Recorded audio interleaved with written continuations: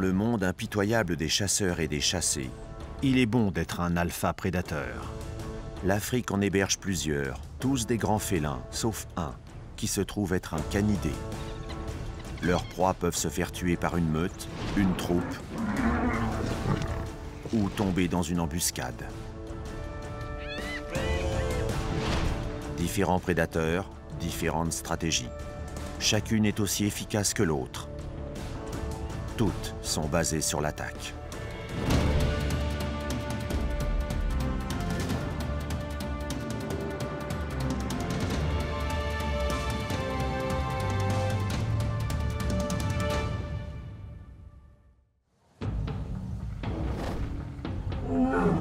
Le lion, redouté et vénéré. Le légendaire roi des animaux. Parmi tous les grands félins, ce n'est pas le plus grand, ni le plus rapide. Et proportionnellement parlant, il n'est pas non plus le plus fort. Alors, qu'est-ce qui rend le lion si royal? Pourquoi est-il comparé à un roi? La raison est simple, la troupe.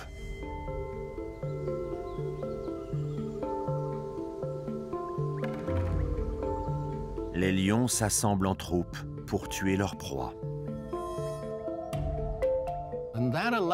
Ceci leur permet non seulement de s'attaquer à des proies plus grosses qu'eux, mais aussi d'assurer une chasse efficace, car les fauves peuvent s'entraider.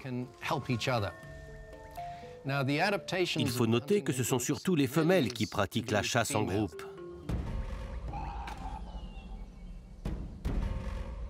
Elles coopèrent entre elles au moment de traquer l'animal. Puis quand elles commencent à charger, elles le plongent dans une grande confusion car il ne sait plus vers quelle direction s'échapper. Les lionnes peuvent courir à environ 80 km/h, mais seulement sur une courte distance. Pour chasser certains des animaux les plus rapides du continent, elles doivent alors montrer une certaine créativité. Pour compenser leur manque d'endurance, elles restent invisibles autant que possible. Elles peuvent alors s'essayer à l'embuscade. Elles se cachent dans les hautes herbes, près des sources d'eau, et attendent que les animaux assoiffés s'approchent suffisamment près d'elles pour les attaquer. Quand la lionne s'abat sur sa proie, elle assène un coup rapide pour écraser la gorge et trancher les voies respiratoires. La troupe déchiquette la chair avec des molaires aussi affûtés que des couteaux à viande. Ce travail d'équipe va bien au-delà de la simple chasse.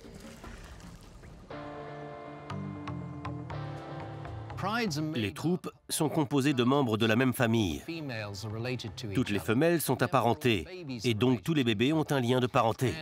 Les femelles ont tendance à donner naissance à peu près à la même période. Et comme elles sont toutes de la même famille, elles n'ont aucun problème à allaiter dans la troupe un petit qui ne serait pas le leur. Ce n'est peut-être pas son propre bébé, mais c'est forcément un petit-fils, un neveu ou une nièce. Une lionne joue alors le rôle de nurse et de nourrice pendant que les autres vont à la chasse pour nourrir le restant de la troupe.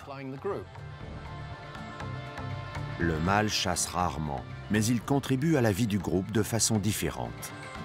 Il défend son territoire et ses ressources contre les clans de hyènes et les autres troupes de lions qui lui sont concurrents. Le mâle surveille son territoire qui peut faire jusqu'à 250 km².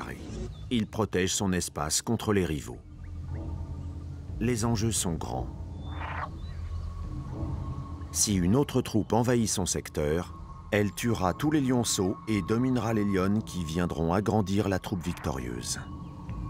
Repousser une troupe envahisseuse exige une force brutale et une certaine stratégie. De nouvelles recherches indiquent que les lions parviennent à déterminer la taille de la troupe rivale en comptant le nombre de rugissements émis. Avec ces informations, ils peuvent décider s'il faut attaquer ou battre en retraite. Ça ressemble à une opération militaire finement menée. C'est la survie de leur troupe qui est en jeu. Cette dévotion envers les membres de son clan, essentielle à la survie et unique parmi les grands félins, est la raison pour laquelle le lion est justement appelé le roi des animaux. Les lions s'attirent toute la gloire pendant que les hyènes n'en reçoivent aucune. Diabolisées car jugées laides et bruyantes, perçues comme des charognards qui volent la chasse des autres animaux, les hyènes ont un problème d'image. Mais en fait, elles sont incomprises. Il est vrai qu'elles se nourrissent de charognes, mais elles savent aussi chasser en meute de façon brillante. Elles peuvent attraper de grandes proies comme les gnous ou les zèbres.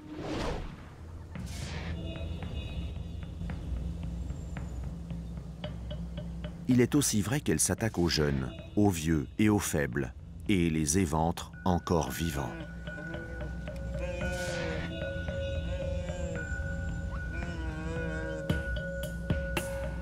Elles font tout ça avec un sourire affreux et un rire à vous glacer le sang. Il n'est donc pas difficile de comprendre pourquoi les hyènes sont des animaux si faciles à détester. Sauf que bien d'autres prédateurs commettent les mêmes atrocités. Et parmi eux, le brave et noble lion. À regarder de plus près, la différence entre les hyènes et nombre d'autres prédateurs est très minime. Malgré leur réputation de charognards qui leur colle à la peau, les hyènes tuent en fait 95% de leur nourriture.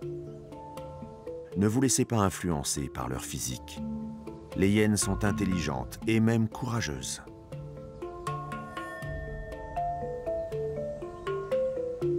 Elles protègent leur chasse de façon héroïque contre des prédateurs plus grands qui voudraient la leur voler. Elles se viennent en aide et peuvent entendre un appel au secours d'un membre de la meute à plus de 10 km. Cette évolution leur vaut la plus belle success story du parc du Serengeti. Les hyènes sont beaucoup plus nombreuses que les lions. Il y a environ 2000 lions au Serengeti contre environ 7000 hyènes. Grâce à leur nombre et à leur résistance, les hyènes parviennent à épuiser leur proie. Elles comptent sur l'énergie de la meute et non de chacun de ses membres. Elles se relaient pour courser leur cible. En chassant en meute, elles peuvent abattre des proies plus imposantes que si elles chassaient en solitaire. Une fois qu'elles ont réussi à épuiser leurs victimes dans les plaines découvertes, la meute se rassemble pour la mise à mort. Pour les hyènes, la chasse est un sport d'équipe. Elles sont prêtes à tout pour parvenir à leur fin. Mais les règles qui concernent le repas ne sont pas sujettes à interprétation. C'est une société matriarcale. Les femelles se classent tout en haut. Donc ce sont elles qui mangent en premier. Puis c'est au tour des jeunes et enfin des mâles.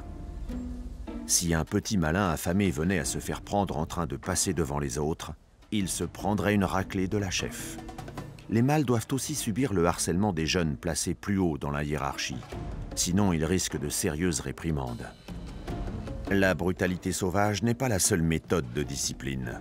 Le rire strident sert aussi à résoudre les conflits. Des études ont montré que la hauteur du rire révèle l'âge de la hyène et la fréquence indique son rang social. Les meutes sont seulement présentes dans les plaines découvertes sans arbres du parc du Serengeti. Quand on va dans les parties boisées qui correspondent aux 2/3 du parc, on y croise des hyènes solitaires qui se nourrissent uniquement de petits animaux. Comme elles s'adaptent à ce que le Serengeti peut leur offrir, elles ont peu de risques d'être affamées. Dans une étude récente menée à l'université Duke, on a mesuré l'intelligence des hyènes tachetées par rapport aux chimpanzés. Il est clair que les hyènes ne sont pas plus intelligentes que les singes. Mais il est étonnant de constater qu'elles sont capables de surpasser les chimpanzés quand il s'agit de résoudre des problèmes en coopération. 2 chimpanzés ont eu besoin d'un entraînement et d'une collaboration intensifs pour terminer le même défi que 2 hyènes tachetées qui ont réussi à l'exécuter en quelques minutes. Dans la nature, savoir travailler en équipe pour résoudre des problèmes peut faire la différence entre la vie et la mort. La plupart du temps, les gens pensent que les hyènes sont des charognards. Mais en fait, elles ne le sont que dans certaines circonstances, quand elles sont seules ou qu'elles partent chasser en solitaire. Les hyènes sont des animaux très bien adaptés à leur environnement. Elles sont très nombreuses sur Terre. Trouver des charognes demande aussi une certaine ingéniosité. Quand les hyènes remarquent des vautours voler en cercle au loin, elles savent où trouver un repas facile. Les hyènes tachetées pèsent 80 kg, ce qui correspond à la moitié du poids d'un lion. Et pourtant, ces 2 espèces ont la même puissance de mâchoire, jusqu'à 900 kg au centimètre carré. Si les hyènes trouvent des os déjà à moitié mangés, elles peuvent toujours en extraire la moelle nourrissante à l'intérieur en les broyant sans problème. Un félin ne s'embêterait pas à ça. C'est pourquoi ces incroyables survivantes méritent plus de respect de notre part. Les hyènes ne sont peut-être pas très jolies, mais ce seront toujours elles qui riront les dernières.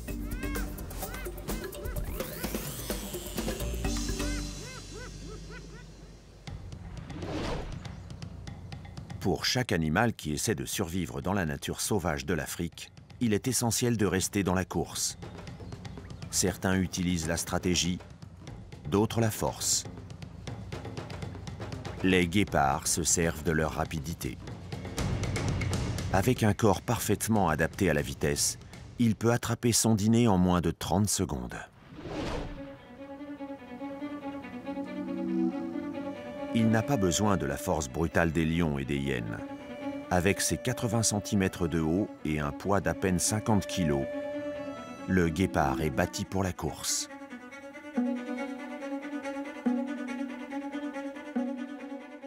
Il peut atteindre une vitesse de 100 km/h. C'est 2 fois plus rapide qu'un lévrier et plus de 2 fois la vitesse de l'homme le plus rapide sur Terre. Pour atteindre cette vélocité, il ne faut pas simplement être de petite taille. Comparé aux autres mammifères terrestres de même poids, une plus grande proportion de son corps est constituée de muscles squelettiques.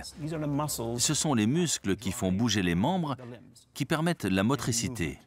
Le guépard a des fibres musculaires très longues et très puissantes, qui se contractent très rapidement.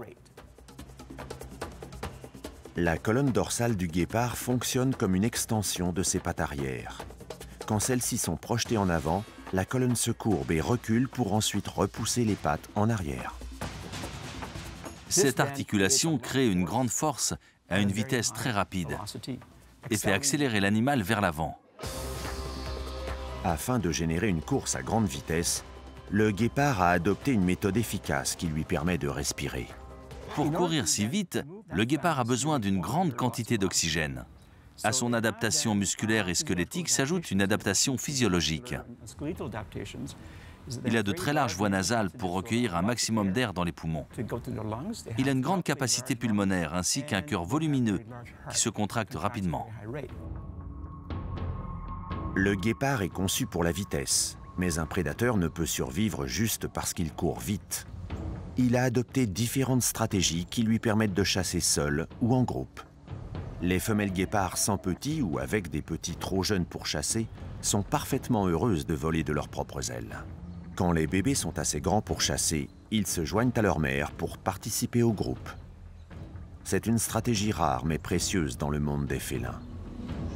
Les guépards mâles chassent aussi en groupe.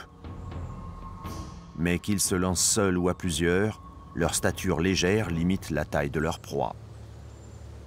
Et leur poids léger ne leur rend pas la chasse beaucoup plus facile. Ils s'intéressent aux proies plus petites mais très rapides comme les gazelles de Thompson ou les gazelles de Grant. Le guépard est le maître en matière de vitesse et de chasse, mais il est loin d'être parfait. Il a un défaut majeur, le manque d'endurance. Malgré ses larges voies respiratoires, s'il n'arrive pas à épingler sa proie dans les premiers 300 mètres, il perd toute force et risque de revenir bredouille. Une course s'effectue sur 200 mètres et dure en général moins de 10 secondes. Ce qui veut dire que le guépard ne court jamais très loin, car la vitesse qu'il atteint demande beaucoup d'efforts au niveau de son système respiratoire. Pour rattraper son déjeuner, le guépard doit s'approcher au maximum de sa proie, à une distance idéale de 50 mètres ou même moins. Pour être si près sans se faire remarquer, il guette derrière les buissons, les arbres et les hautes herbes. Quand il est suffisamment proche, la chasse commence.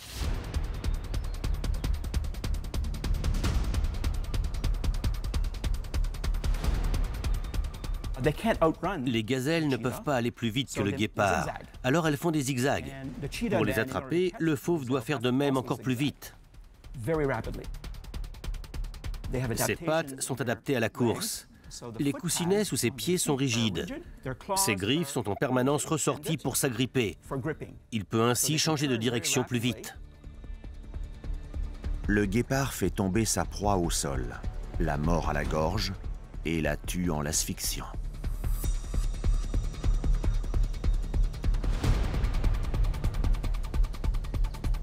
Alors que la gazelle perd son souffle, celui du guépard redevient normal grâce à ses larges narines qui insufflent de l'air. Mais même victorieux, le guépard, tout comme la hyène, doit rester méfiant. Un lion risque d'avoir eu vent de sa chasse et pourrait venir lui voler sa prise. Pour éviter le vol, le guépard mange extrêmement vite. Il engloutit sa proie et essaie d'en profiter au maximum, car il sait qu'il a de grands risques de la perdre. En plus, il doit nourrir ses petits. Il est donc assez vulnérable face aux prédateurs, à la concurrence et au vol des plus grands félins.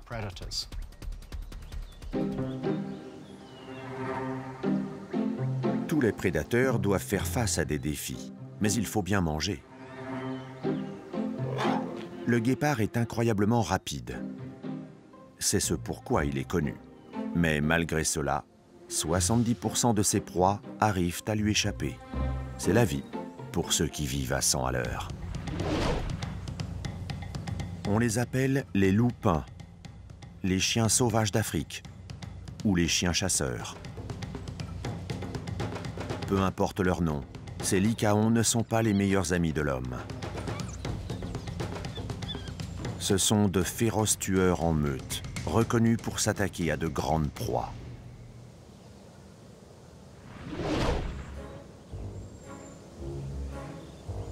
Il n'a rien à voir avec votre gentil toutou, votre Rex ou votre Bobby.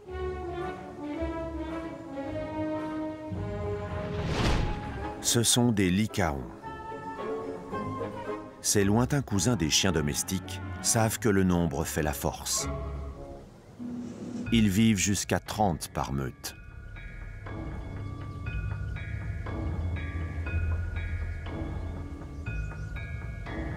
Malgré la grande taille de leur groupe, ces chiens chasseurs arrivent efficacement à s'organiser pour attraper ensemble leur repas commun. Plus ils sont nombreux dans le groupe, plus ils réussissent à chasser.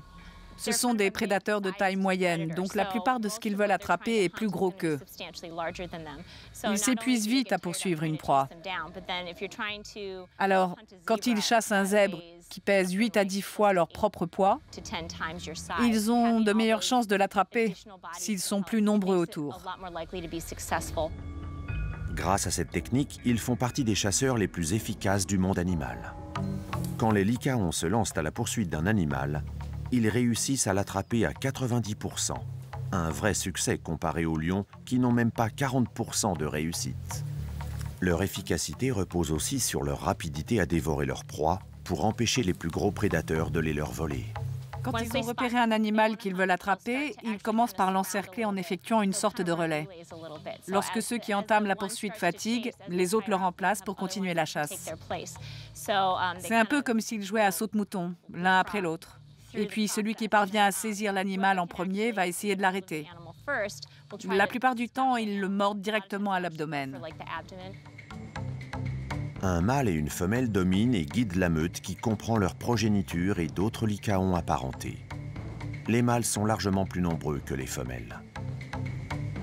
Leur lien est si fort que les chiens sauvages d'Afrique sont une des rares espèces qui pleurent la mort de l'un d'entre eux.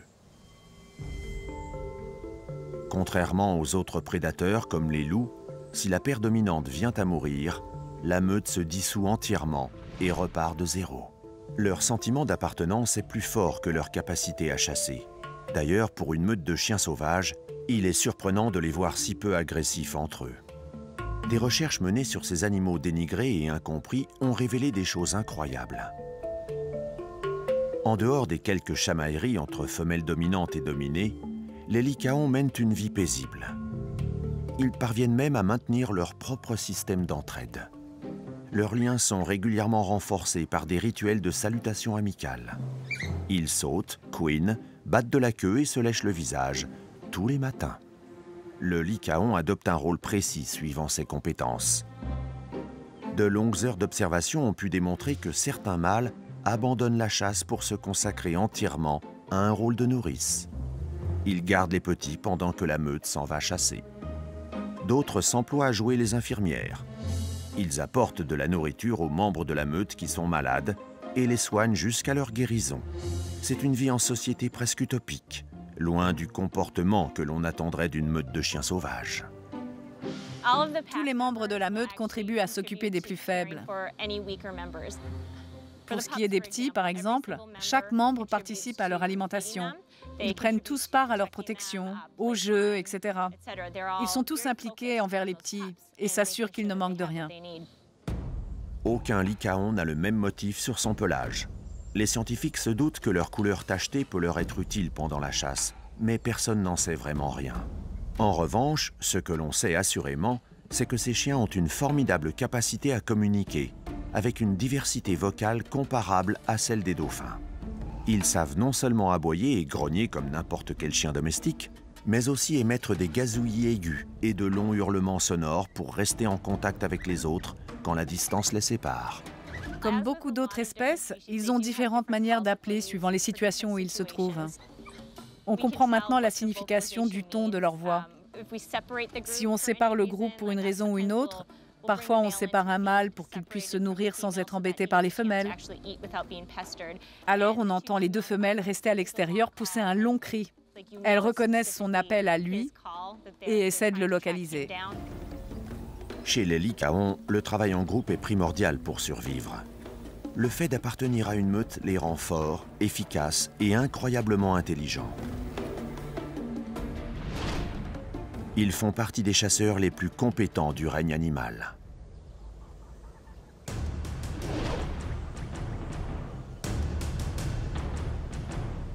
Les grands prédateurs semblent avoir gagné la loterie dans l'évolution animale. Ces espèces chassent et tuent avec une force supérieure aux autres. Ils attaquent avec une stratégie et un mécanisme impressionnants.